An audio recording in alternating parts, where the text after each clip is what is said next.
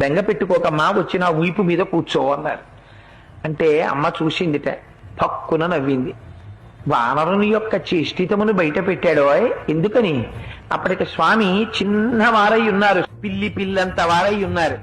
అమ్మ వచ్చిన వీపు మీద కూర్చో అమ్మా, 100 యోజనముల సముద్రాన్ని దాటించి ఆవలి ఒడ్డుకు తీసుకెళ్లి ప్రశ్రవణ పర్వత శిఖరముల మీద కూర్చున్న రామచంద్రమూర్తి యొక్క పాదార విందముల యందు సమర్పించి కృతకృత్యుడనవుతానమ్మా అన్నారు. అంటే అమ్మ నవ్వి ఓ మాట అంది. ఎంత మాట అన్నావోయ్ హనుమా, నువ్వే ఇంత స్వరూపమా, నీకో ఇంత వీప, ఆ వీపు మీద నేను కూర్చోనా, నువ్వు నన్ను తీసుకెడతావా, నీ వానర బుద్ధి బయట పెట్టావోయ్ అంది. అంటే పాపం అంతకు ముందు ఎవరి చేత అధిక్షేపింపబడి ఎరగడు మహానుభావుడు.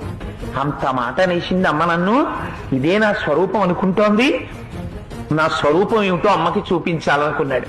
మెరుమందర సంకాశౌ భవౌదీప్తానల ప్రభ అగ్రతవ్యవతస్తే చ సీతాయా వనరోత్తమ.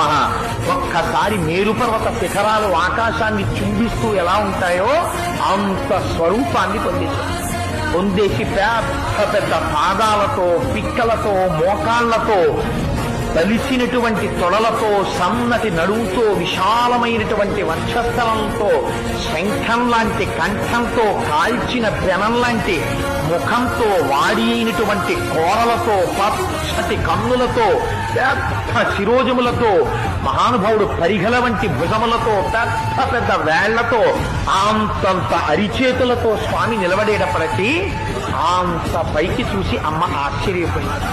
నాయనా, నాకు తెలుసయ్యా నువ్వెవరవో, 100 యోజనముల సముద్రాన్ని నీ దర్శన సామర్థ్యమును ప్రకటించి దాటి వచ్చిన రోజునే గుర్తించాను నువ్వెవరో. ఇలా రాగలిగినటువంటి శక్తి ఒక్క గరుత్మంతుడికి ఉంది, నీ తండ్రి వాయుదేవుడికుంది. నాయనా, నాకు తెలిసి నీకుందిరా. నువ్వింత సమర్థుడవు కాకపోతే రామచంద్రమూర్తి నిన్ను నా దగ్గరకు పంపరు.